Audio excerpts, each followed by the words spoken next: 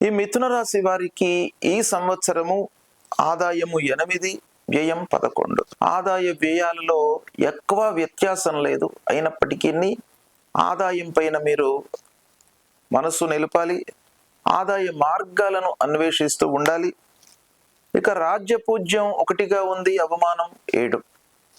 అంటే పూజ్య భావం తక్కువగా ఉంది, అవమానం ఎక్కువగా ఉంది. కాబట్టి కొంత మీరు కీర్తి ప్రతిష్టల కొరకై, సక్సెస్ రేట్ను పెంచుకోవడానికై మీరు అన్ని విధాలుగా ప్రయత్నం చేయాలి.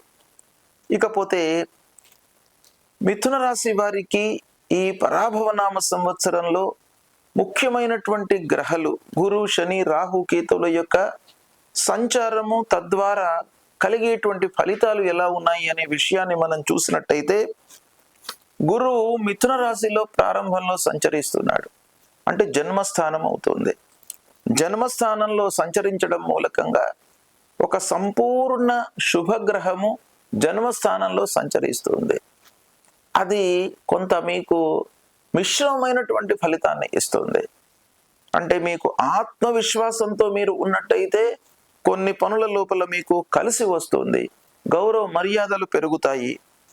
వివాహము కాని వారికి, వివాహ ప్రయత్నంలో ఉన్నటువంటి వారికి ఈ సంవత్సరం ప్రారంభంలో వివాహం అయ్యేటువంటి యోగం కూడాను కనబడుతుంది.